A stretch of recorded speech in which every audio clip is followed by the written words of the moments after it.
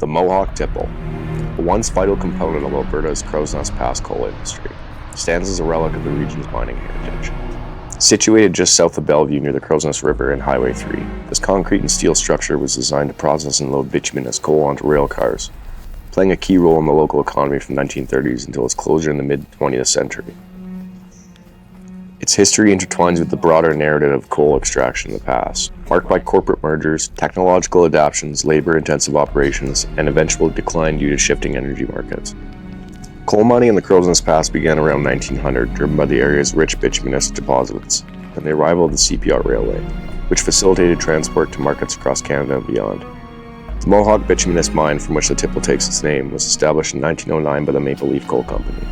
This operation included construction of the adjacent settlement of Maple Leaf.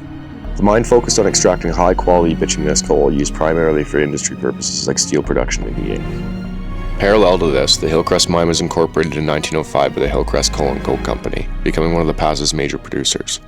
An earlier wooden processing plant at the site dated back to 1907, but the modern Mohawk Tipple, a more durable concrete structure, was built in the 1930s as operations expanded. By the early 1920s, Hillcrest employed over 500 workers, producing around 250,000 tons of coal annually.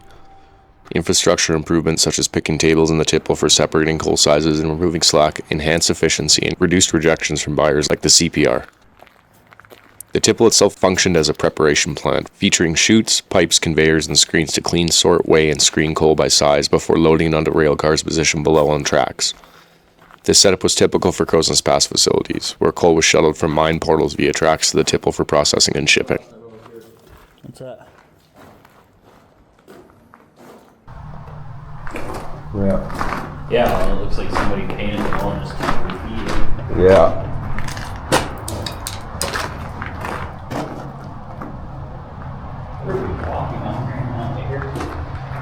Yeah, it's a little. You say with I couldn't really find any pictures of the old site, so I don't really know what the structures would have for each room would have been or anything. That used to be up top. Yeah, so that collapsed. Yeah. I mean, there's. But this structure underneath it was always there. Look, it used to have some sort of rail something. Yeah, I think. I almost wonder if that's where, because if you look over here, there's like another chute and stuff like that. So it would like, I don't know. Oh yeah. And there's like a little pulley here. So I wonder if these plates Maybe all moved or something, or if there's a screen here or something, it would drop down and then. It looks like something. Look at this. Something wrote on these rails. These rails are indented. Yeah, yeah. So something wrote on these, and they put the extra plate on top for Wear protection. wear protection. Yeah, and then that would have been a big chute.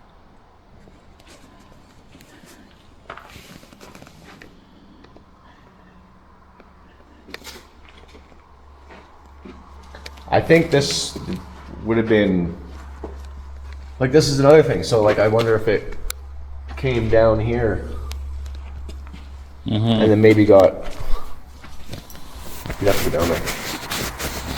See what's down there. Yeah. I mean, there's an entrance. You can kind of poke your head down through there, or we can just go through the bottom and see if we end up in there. But sorry. No, you're good. Oops.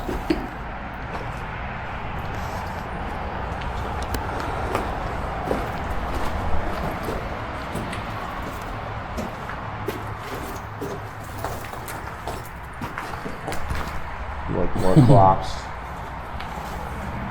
stuff.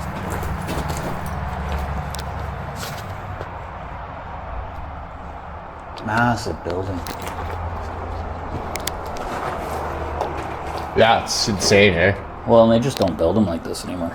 No.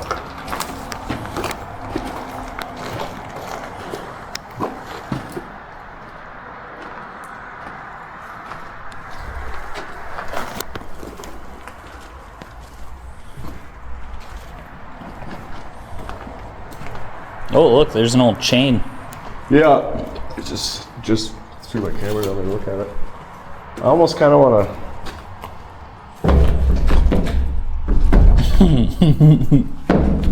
I almost kind of want to do some sketchy shit. Do some sketchy shit. Well, I'll go to the bottom. We gotta hike down anyways. What's that? No, I mean, you could reasonably fit in there, I guess, but. If we come back up, we'll know our way back. We don't get in through where we should. It actually looks like it's just a. Oh, it's not even a way through. There's a blockade there, or it's cemented in. Maybe it's just a place where they stored the ore. Because look, there's like a little Ore cart or whatever. Maybe a wheel there? I do see what you're talking about. Is it a wheel?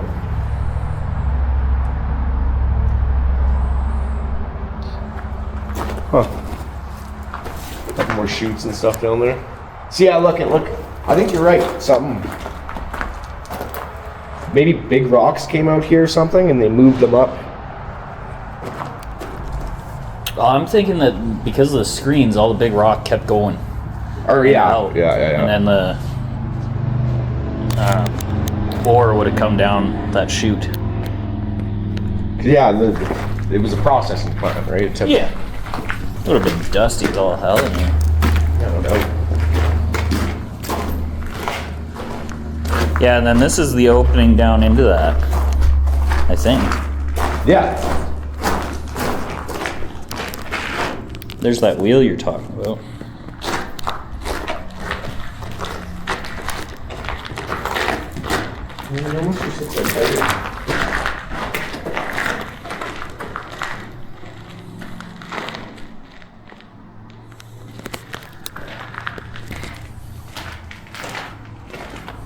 Oh, don't walk on that concrete. Well, I was thinking about going out there, but no, I'm not. All right. Another 20 years, this thing will be collapsing.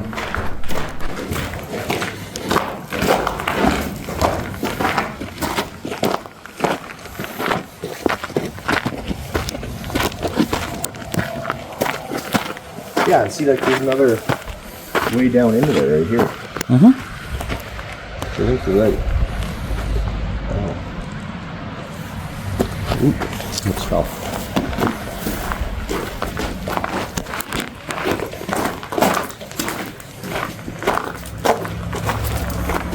Ownership of the Mohawk operation started with the Maple Leaf Coal Company for the mine itself. The Hillcrest side was under the Hillcrest Coal Coke Company. Economic pressures in the 1930s, including a drop in commercial coal demand, led to discussions of consolidation. In 1935, the two entities merged to form a Hillcrest-Mohawk Collieries Ltd, aiming to reduce production costs through shared resources like mechanical haulage. Profits from ongoing operations were reinvested into improvements. By 1951, further amalgamation occurred when Hillcrest-Mohawk joined with the International and McGillivray mines to create Coleman Collieries, reflecting a trend of industry consolidation in the past. This larger entity managed multiple sites, including surface mining at Tent Mountain starting in 1946.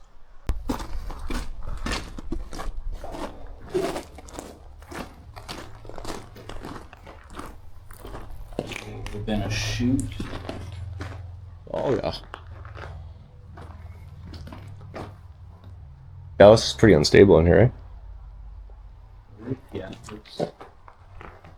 Look at, they use steel cable. And then all these I-beams, and they're just in different orientations. They didn't really...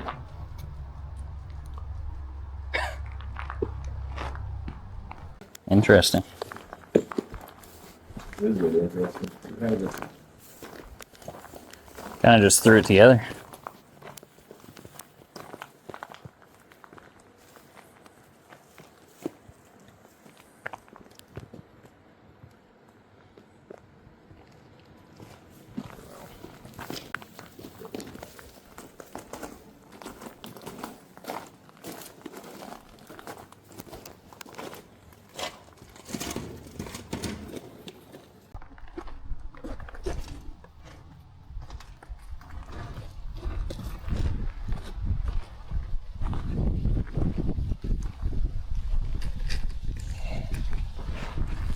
I just can't say I've ever seen steel cable used in concrete construction.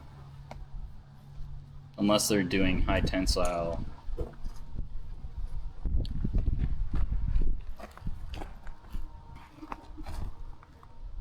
They use it now in bridges and stuff, but That's why it's stood this test of time like it has.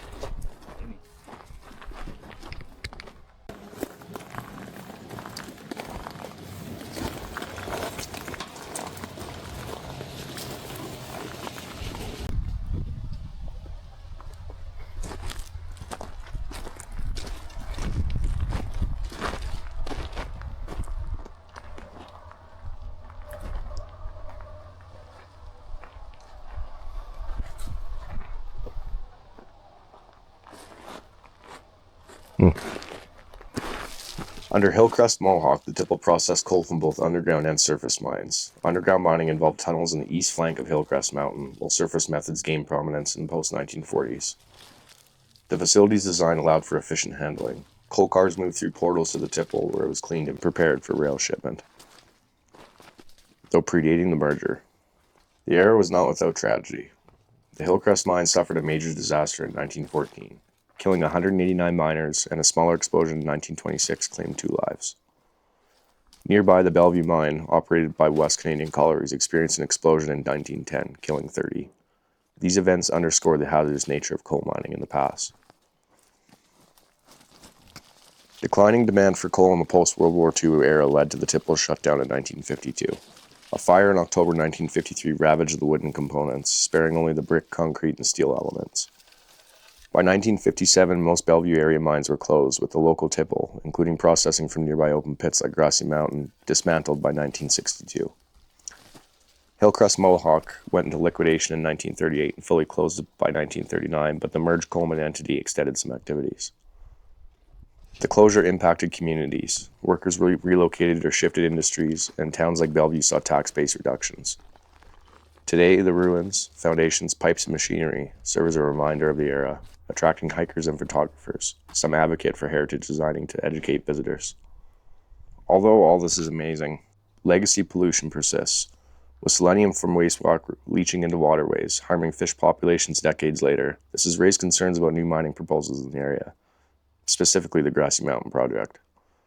Culturally, this site contributes to the past heritage tourism, along sites like the Bellevue Underground Mine Tour. The Mohawk Tipple embodies the rise and fall of coal in the Rockies, offering lessons in industrial history and sustainability. In summary, the Mohawk Tipple's story reflects the Crowsnest Pass's coal-driven pass. Is it a whole head? no, it's the crankshaft. One sec. I just came up with some silly bolts. This guy found a whole engine. Whoa!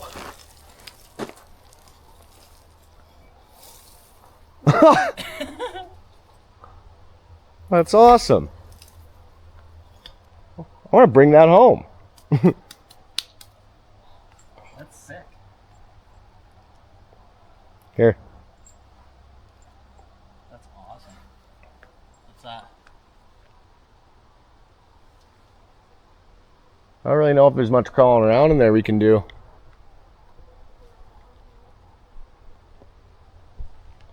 You're not seeing any, Just I don't look. see an entrance down along this way, so is there nothing we can go in there and see?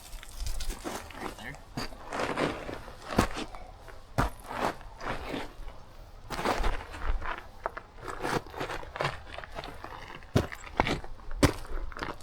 No, this just goes right up to the where we just were.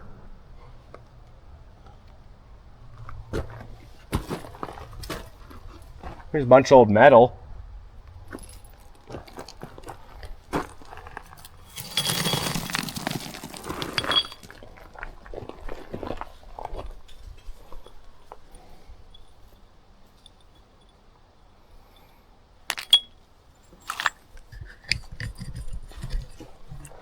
Looks like it says rye on it.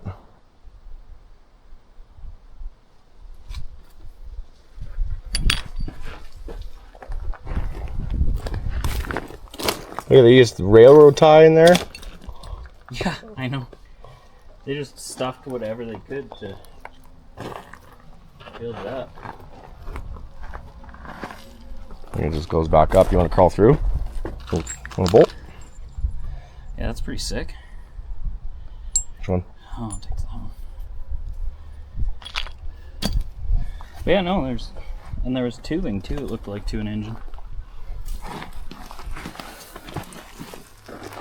Do you want to crawl around the front? Around this way? Yeah. Good. Because there's a way up the other way.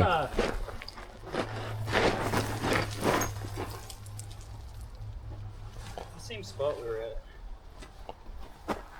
Yeah, that's what I said.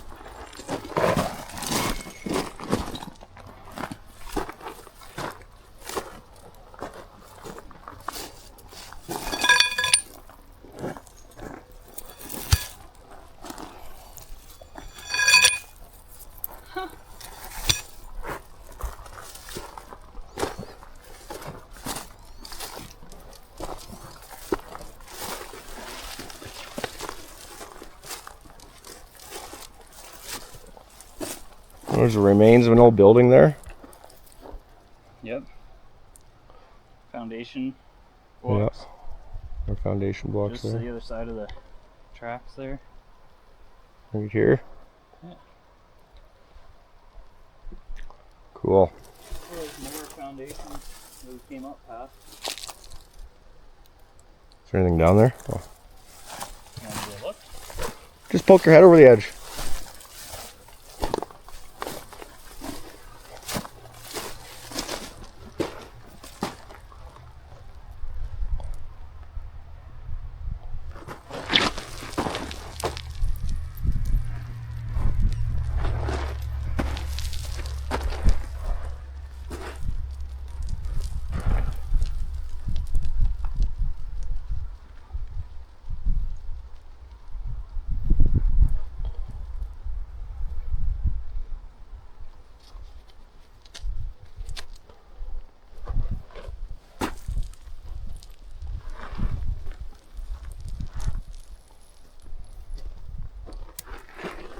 Oh yeah.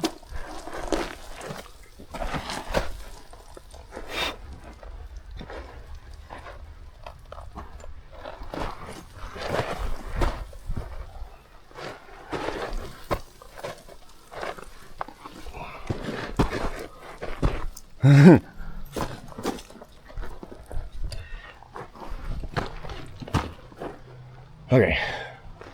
I guess that's it.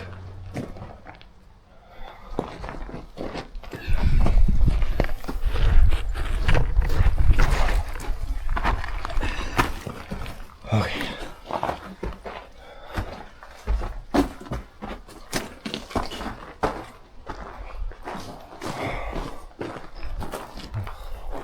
Well, you guys have it. Mohawk Tipple ruins. Crowsnest Pass. Beautiful. Don't forget to like, share, and subscribe to your friends. See you next time.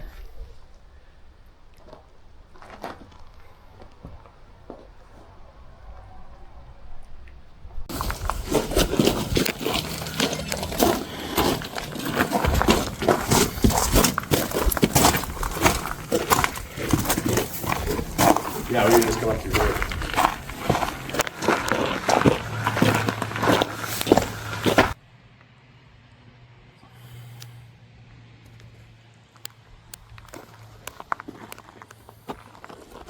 It's the only thing about black vehicles, man.